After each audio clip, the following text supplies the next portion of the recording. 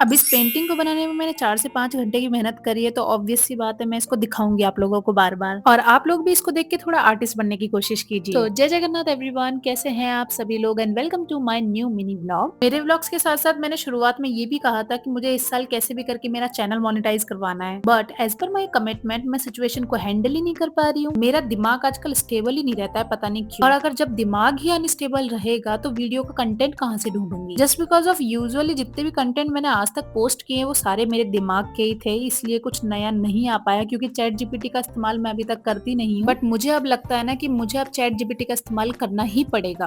भगवान के लिए चीला मैंने बना दिया था और आजकल मेरे स्किल्स चीले के मामले में कुछ ज्यादा ही अच्छे हो गए हैं, इसलिए मैं हाथ से अल्टी पल्टी कर लेती हूँ उसका।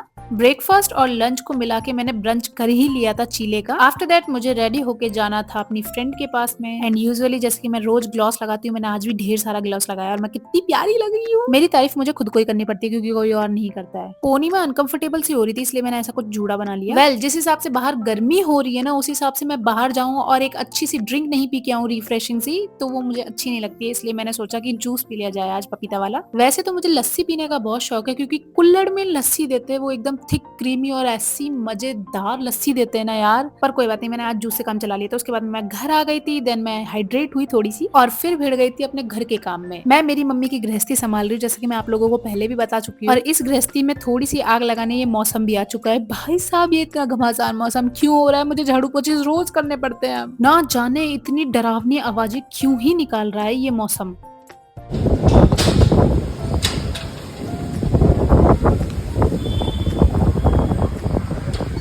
इसकी आवाजें सुन के मुझे डर लगने लगा है, इसलिए मैं पहले तो मोटर का काम कर ली हूँ। पता चले लाइट गई और मोटर फूक गई। उसके थोड़ी देर बाद में बारिश आ गई थी, तो मैंने बारिश का लुफ्त उठाया। और हाँ, बारिश आ गई है तो फटाफट अपना डिनर बना लेते, पता चले लाइट ही चले गई। डिनर बनाना ही नहीं, मैं तो खा भी ली थी भाई। अपनी पेट पूजा अच्छे से करने के बाद में फिर मैं गई थी बारिश का लुफ्त उठाने, और यहाँ देखो क्या कीचड़ कर दिया है इसने। खाने को डाइजेस्ट करने के लिए थोड़ी सी देर वॉक करी अपन ने बाहर, और मुझे सरप्राइजिंगली कौन मिला? मैं बहुत बड़ी फैन तो नहीं हूँ बिल्लियों की, लेकिन ये बिलौटा यहाँ पर बैठा हुआ कितना सुंदर लग रहा है ना।